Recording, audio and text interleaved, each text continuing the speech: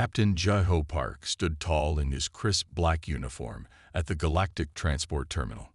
The silver stripes on his shoulders caught the light from the terminal's massive windows. Outside, spaceships of different sizes took off and landed in perfect order. Jae-ho checked his watch. 3:30 p.m. Earth Standard Time. He was early for his 4:00 p.m. flight to the Centauri colonies. Being on time was something he learned in his 20 years as a starship pilot. His black boots were polished to a mirror shine, and his pilot's pin gleamed on his chest. The terminal was busy today. Beings from different planets walked, floated, or rolled past him. Some had blue skin, others had tentacles, and a few looked like walking crystals. Jae-ho had seen them all before. After all, he had flown to more than 50 different worlds.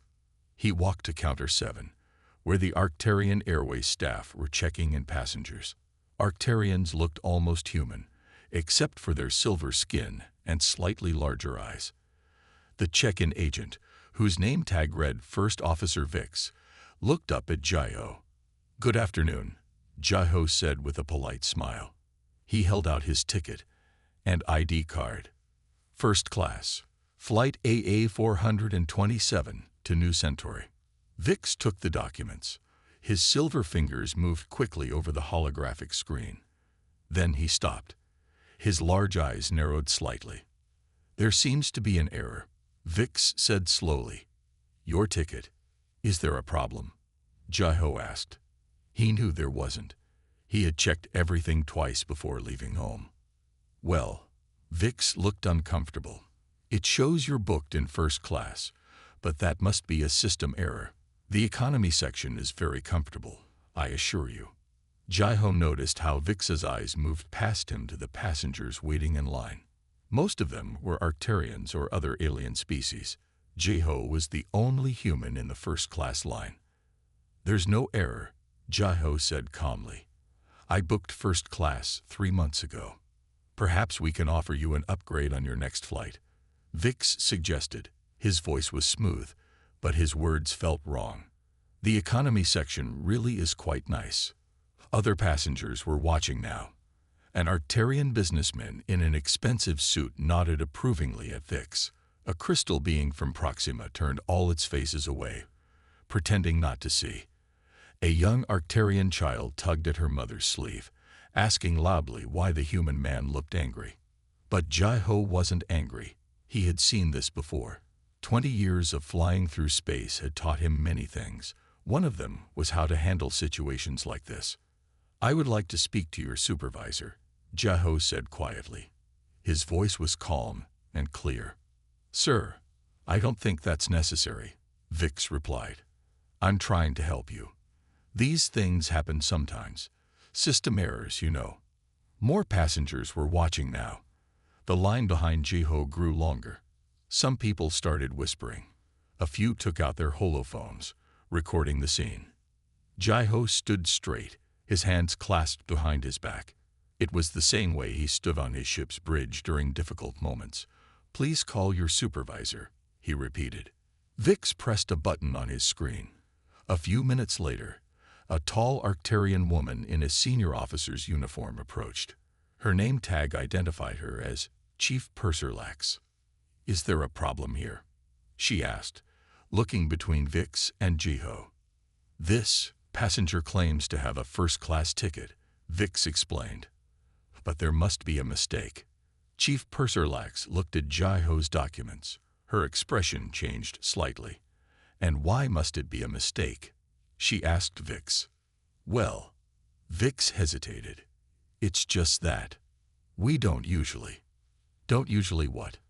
a new voice asked. Everyone turned. A human woman in a security officer's uniform stood there. Her name tag read Officer Ha-won Kim. She looked at Jae-ho, then at his documents, then at the Arcturian staff. "Is there a problem with Captain Park's ticket?" Officer Kim asked. Her voice was professional, but there was something else in it, something that made Vix shift uncomfortably. "We're sorting out a small issue," Chief Purserlax said quickly.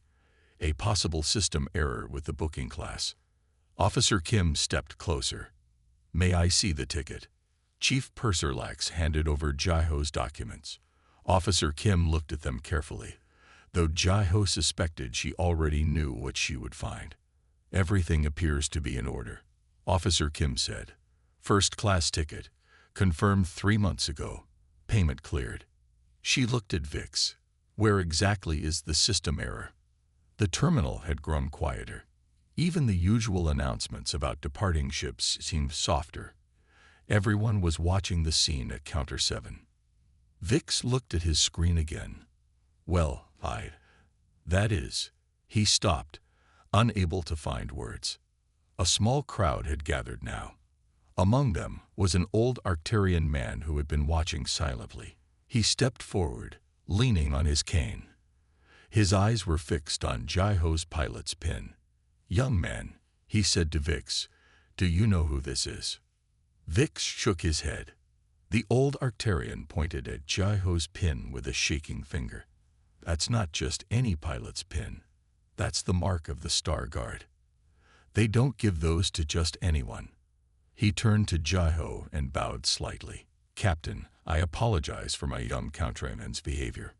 Jai-ho nodded politely, but said nothing. He didn't need to.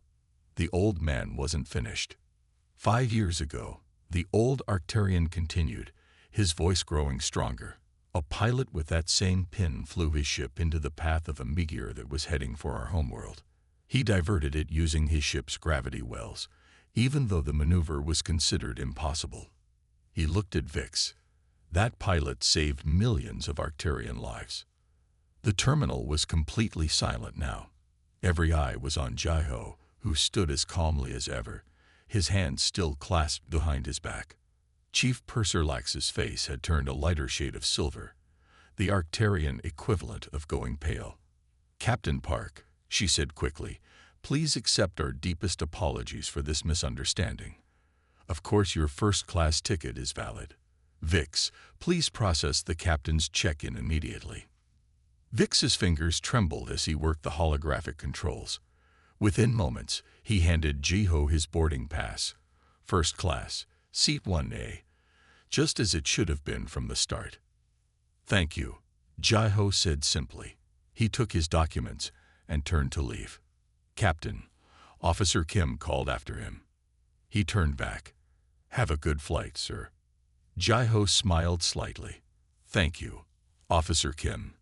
He walked toward the security checkpoint, his steps measured and confident.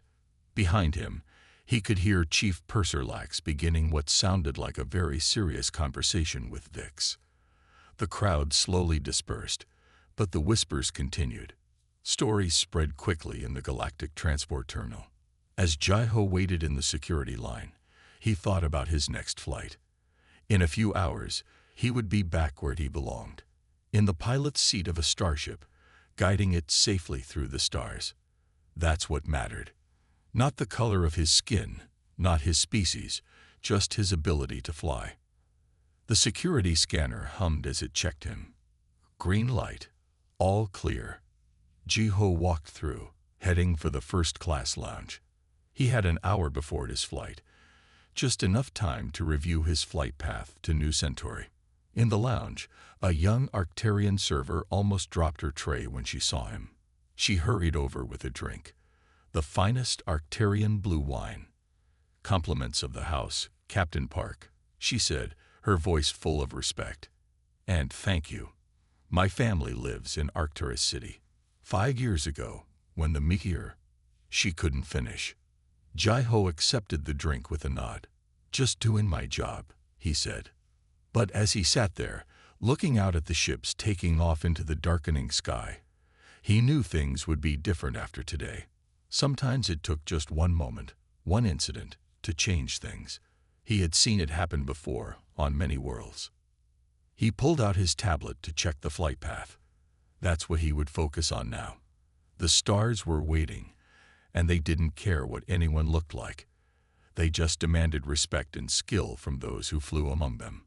And Jai-ho Park had plenty of both. Officer Ha-won Kim watched Captain Jai-ho Park walk away toward the first-class lounge. She stayed at Counter 7, where Chief Purser Lax was still talking to Vix. The young Arcturian check-in agent looked smaller with each passing minute. "Officer Kim," Chief Purser Lax said, turning to her. "I assure you we will handle this internally."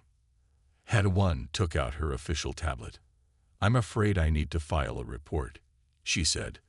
"Terminal regulations require documentation of all check-in disputes." The chief purser's silver skin seemed to shimmer with worry. "Surely that won't be necessary. It was just a misunderstanding." "Was it?" Had-1 asked quietly. She started typing on her tablet. "Let's review what happened. A decorated Star Guard captain with a valid first-class ticket was told to fly economy because of a supposed system error. Would you like to explain that error?" Vix looked at his screen. I can't find any error in the system," he admitted. "Of course not," Had-1 said. She turned her tablet so they could see it. "Because there wasn't one. Captain Park's booking is completely normal. Paid in full 3 months ago. All documentation perfect." The old Arcturian who had spoken up earlier was still nearby. He moved closer, listening carefully. "Young lady," he said to Ha-1, "you know Captain Park well." Ha-1 nodded slowly. "I was there 5 years ago, on the day of the meteor. I was a junior security officer at Arcturus Space Control." The old man's eyes widened. Several nearby passengers stopped to listen. "It was the worst day in Arcturian history," Ha-1 continued. "The meteor was massive, bigger than anything we'd seen before. It was going to hit Arcturus City directly. The evacuation orders went out, but there wasn't enough time." She looked at her tablet, but she wasn't really seeing it. In her mind, she was back in that control room. "All our ships were too far away," she said. "Except one. Captain Park was delivering medical supplies to our orbital station. When he heard about the meteor, he didn't hesitate. He turned his ship around immediately." More people were gathering now. Even the terminal's cleaning robots had stopped their work to listen. "The plan was impossible," Ha-1 said. "Using a cargo ship's gravity wells to deflect a meteor. No one had ever done it. The ship's computer said it had a 0% chance of success, but Captain Park didn't care about the numbers." She looked directly at Vix. "He flew straight at the meteor. The ship's gravity wells weren't strong enough on their own, so he used the planet's gravity too. He plotted a course that would swing his ship around Arcturus, using the planet's pull to strengthen his own gravity wells." Chief Purser Lax spoke softly. "I remember the news reports. They said it was like watching a dance." "It was," Ha-1 agreed. "The most beautiful and terrifying dance I've ever seen. One wrong move, and either the meteor would hit the planet, or the gravity forces would tear his ship apart." She paused, remembering. "We lost contact with his ship 3 times during the maneuver. Each time, we thought he was gone. But he kept coming back. And then, he did it. The old Arcturian finished. The meteor changed course. Missed our world by less than 1,000 kilometers." Had-1 nodded. "Captain Park's ship was badly damaged. He had to make an emergency landing. When we got him out," she stopped, then continued more quietly. "He had 3 broken ribs and a concussion. The gravity forces had been incredible, but the first thing he asked was whether everyone in Arcturus City was safe." Vix was staring at his screen, his silver face now a very pale shade. "Do you know what he did next?" Had-1 asked. 2 days later, with his ribs still healing, he insisted on completing his original mission. He personally delivered those medical supplies to the orbital station. Said he had made a promise to get them there. The terminal was quiet again. Even the usual announcement sounds seemed muted. "That's the man," Ha-1 said clearly, "that you just tried to move to economy class because of his system error." Chief Purser Lax looked ill. "Officer Kim, I assure you this will never happen again." "It certainly won't," a new voice said. Everyone turned. A tall Arcturian in an expensive business suit stood there. His name badge identified him as Director Kex, head of Galactic Transport Operations. "I just reviewed the security footage," Director Kex said. His voice was calm but firm. This is completely unacceptable. Chief Purserlax, please come with me. Vix, you too. As they left, Hawan heard Director Kex say something about immediate policy review and complete overhaul of training procedures. The crowd slowly dispersed, but Hawan noticed something interesting. The passengers who had been waiting in line were talking among themselves, but differently now. The Arcturian businessman who had nodded at Vix earlier looked ashamed. The crystal being who had turned away was now facing forward, all its faces showing the deep blue color of regret. Hawan finished her report and sent it to Terminal Security Headquarters. Then she walked to the window overlooking the landing pads. In an hour, Captain Park's flight would take off for New Centauri. He would be in first class, where he belonged. She remembered something else from that day 5 years ago. After the meteor, after the emergency landing, after making sure everyone was safe, Captain Park had said something to her. She had been helping him to the medical bay, and he was still worried about those medical supplies. The stars don't care what we look like, he had told her. They only care about what we do. Hawan smiled slightly. Today, Captain Park had done something just as important as deflecting that meteor. He had stood his ground quietly, dignified, and let the truth speak for itself. Her communicator beeped. A message from Terminal Security Headquarters. The first-class lounge of the Galactic Transport Terminal was quiet. Captain Jaiho Park sat near the window, looking at his flight plan on his tablet. Outside, spaceships took off into the purple evening sky. A group of senior Arcturian officials entered the lounge.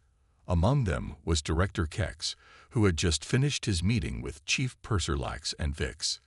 The director saw Jaiho and walked toward him.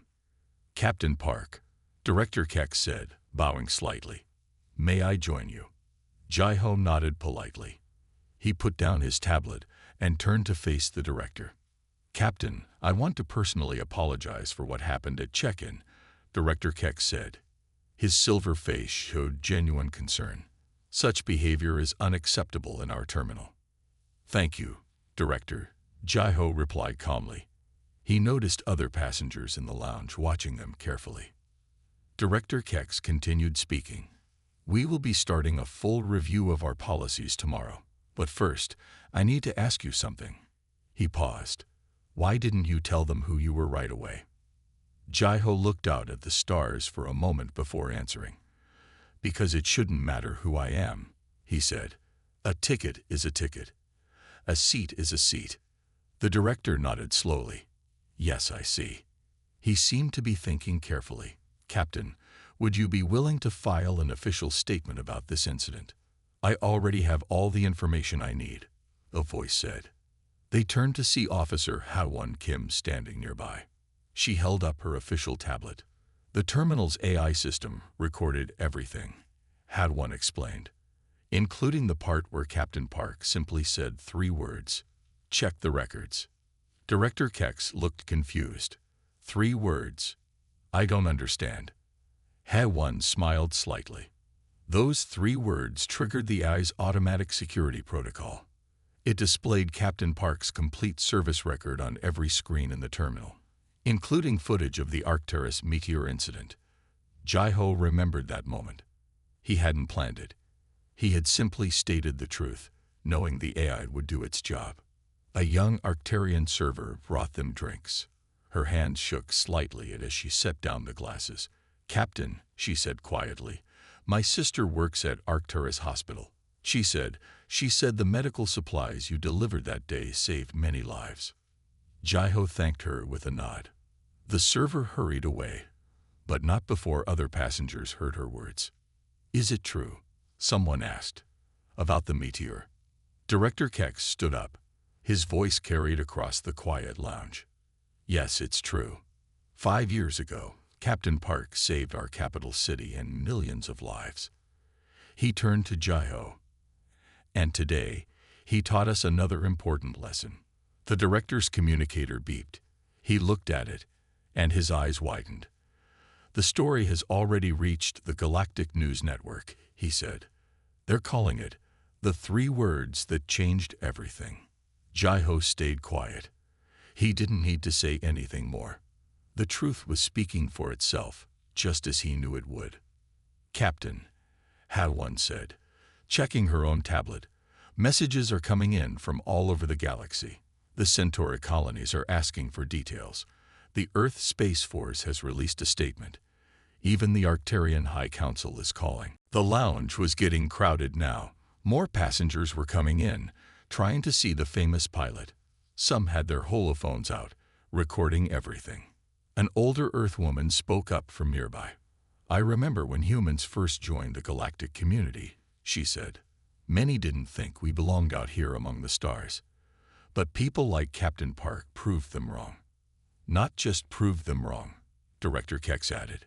"Showed us all what humanity truly means." Jai-ho stood up. It was almost time for his flight. As he gathered his things, he saw his own face on the lounge's news screens. The story was spreading faster than a ship in hyperspace. "Your flight is ready, Captain," a new flight attendant said. This one bowed deeply. "We've prepared the first-class cabin specially." As Jai-ho walked to his gate, people stepped aside to let him pass. Some bowed. Others saluted.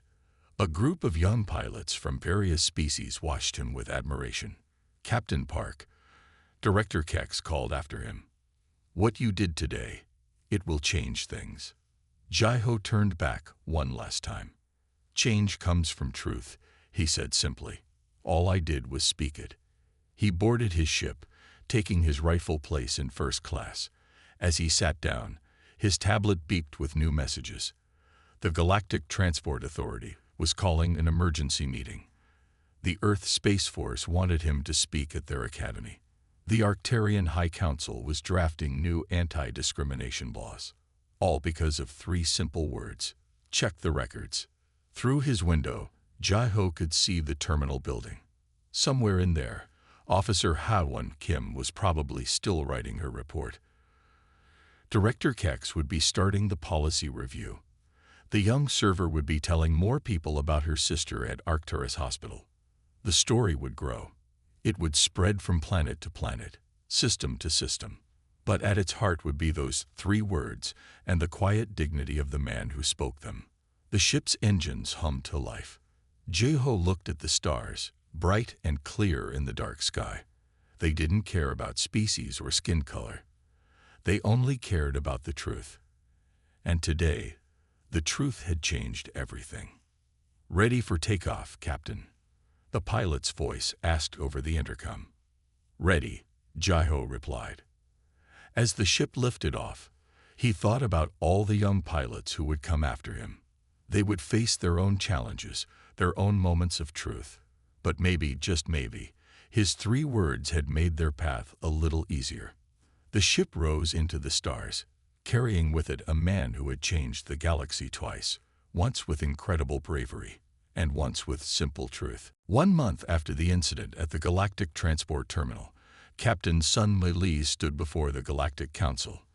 The Great Hall was filled with representatives from 100 different worlds. All of them waited to hear what Earth's youngest starship captain had to say about the events that had shaken the galactic community. "Distinguished council members," Sun Mai began, her voice clear and strong. "1 month ago, my former teacher, Captain Jai-ho Park, spoke 3 words that revealed a truth we all needed to hear." The hall was silent. Even the floating delegates from the gas giants kept their movement tubes still. "Today, I bring you the stories of other pilots, other travelers, who have faced similar treatment," Sun Mei continued. She held up her tablet, showing hundreds of messages. Since Captain Park's incident, people have started speaking up. They're sharing their own experiences. On the giant screens around the hall, images appeared. A blue-skinned Proximan scientist, denied entry to a research station. A crystalline being forced to travel in a cargo hold. A young Earth student told her scholarship to an Arcturian university. Must be a system error. "These are not just stories," Sun Mai said. "These are proof that what happened to Captain Park was not a single incident. It was part of a pattern that we can no longer ignore."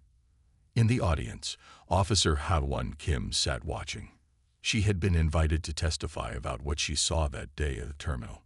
Next to her sat Director Kex, who had become one of the strongest supporters of the new anti-discrimination laws.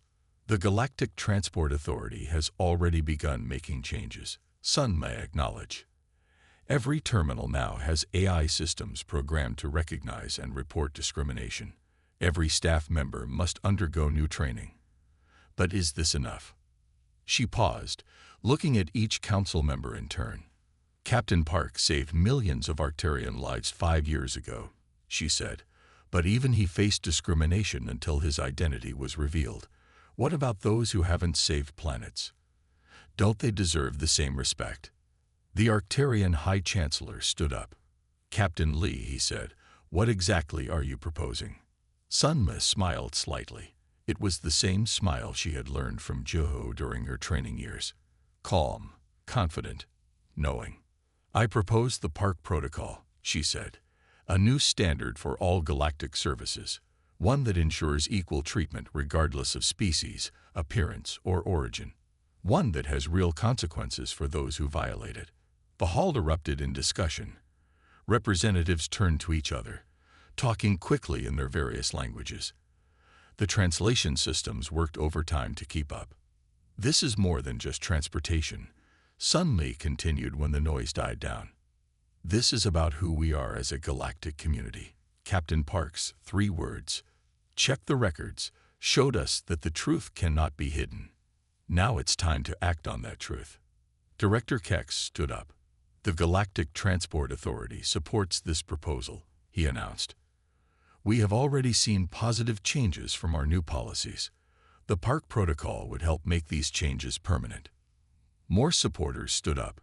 The Proximan Science Council, the Earth Space Force, the Centauri Colonial Alliance. One by one, they pledged their support. In her office on Earth, watching the proceedings on a holoscreen, Officer Hadwan Kim smiled. Her report from that day had helped start all this. Now it was being used as evidence to support the new protocol. Her computer beeped. A new message appeared. From Captain Jai-Ho Park. To Officer Hadwan Kim. Subject: Thank you, Officer Kim. Your support that day meant more than you know. The changes happening now are as much your doing as mine. The stars guide us all toward truth, if we have the courage to follow. Best regards, Jai-Ho Park. Hadwan saved the message. She looked out her window at the busy spaceport below. Ships of all shapes and sizes took off and landed.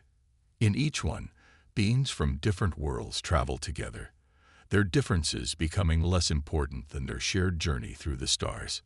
Back in the council hall, Sunmai was showing more evidence, statistics, studies, personal accounts, but most powerful of all was the video from that day at the terminal. Captain Park, standing quietly at counter 7, speaking those 3 simple words. The Park Protocol isn't just about rules and penalties, Sunmai explained. It's about changing how we think. Captain Park didn't demand special treatment because of his achievements. He simply asked to be treated with the same respect as anyone else. The Earth representative spoke up. How long will it take to implement these changes? We've already begun, Director Kex answered. The Arcturian Airways incident has become a training case for all our staff. We're sharing it with every transport company in the galaxy. Sun Mi nodded. And it's not just transportation. Schools are using the incident to teach about discrimination. The Earth Space Force has made it part of their leadership training. The story is spreading, changing minds and hearts. As the council meeting continued, news screens across the galaxy carried the story. On 1,000 worlds, beings of all kinds watched and listened. They saw Captain Park's quiet dignity. They heard Captain Lee's passionate speech. They learned about the changes already happening. In a small classroom on Arcturus, young students watched the proceedings. Their teacher, the sister of that server from the first-class lounge, told them about the medical supplies that had saved so many lives. She told them about the meteor, about bravery, about truth. Remember, she told her students, Sometimes the biggest changes start with the smallest moments. Sometimes all it takes is 3 words, spoken with courage and dignity. The council session lasted for hours. Questions were asked, debates were held, votes were taken. But in the end, the result was clear. The park protocol would become galactic law. As Sun Mai left the council hall, her tablet beeped with a message from Jiho. "Well done, former student. You've taken what happened that day and turned it into something bigger than any of us. The stars shine brighter when we all share their light equally. Keep flying true. Jiho." She looked up at the evening sky, where the first stars were becoming visible. Somewhere up there, ships were flying between those stars, and in each ship, perhaps, someone was learning about 3 words that had changed everything. The park protocol would take time to fully implement. There would be challenges, resistance, setbacks. But the change had begun, started by one quiet moment of dignity, carried forward by those who believed in truth and justice. Sun Mi smiled. Her former teacher had taught her many things about flying ships. But his greatest lesson had been about standing up for what was right, with quiet strength and unwavering dignity. That lesson would now be taught across the galaxy, carried on the wings of 3 simple words. Check the records. 1 year had passed since the day Captain Jiho Park spoke those 3 words at Counter 7. The Galactic Transport Terminal looked different now. New signs in multiple languages welcomed travelers of all species. The staff wore badges with the words, "Park Protocol Certified," written in shimmering letters. Jiho walked through the terminal's main entrance. He wore his black uniform as always, but today he also wore something new. A small gold pin shaped like a star. It was the symbol of unity, given to him by the Galactic Council for his role in changing transportation laws across the galaxy. At the security checkpoint, a young Arcturian officer smiled and saluted. "Welcome back, Captain Park," she said. Her name tag read Officer Min Hudyang. She was one of the first graduates of the new Joint Earth-Arcturian Space Academy. "Thank you, Officer Yang," Jiho replied.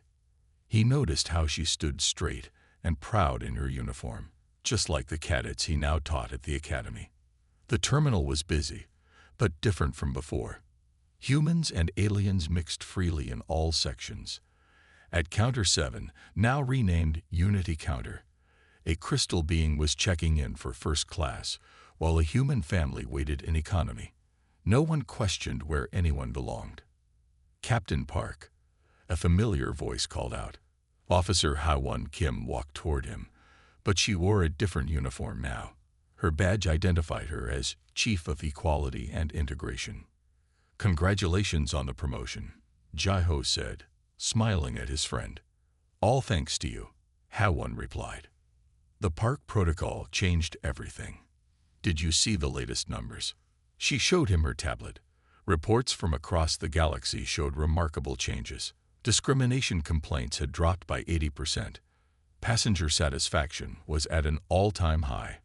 The Galactic Transport Terminal had become a model for others to follow. "Captain," another voice called.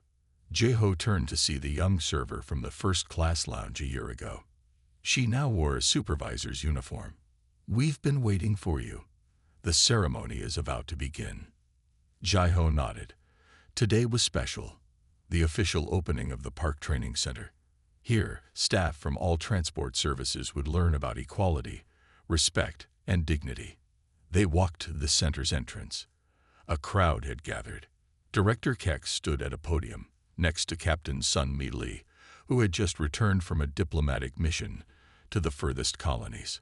1 year ago, Director Keck began, "3 words changed our galaxy. Today, we make sure those changes last forever." The crowd applauded. Jiho saw many familiar faces. The old Arcturian man who had recognized his pin that day. The Earth woman who had spoken about humanity's place among the stars. Even Vix was there, now working as an equality trainer after learning from his mistakes. "The park protocol is more than rules," Sun Mi said when it was her turn to speak. "It's a promise.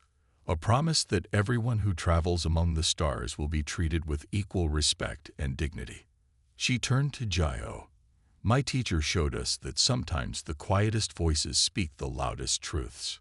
Today, we honor not just him, but everyone who stands up for what's right. The ceremony continued. Jai-ho watched as beings from 100 worlds mingled together.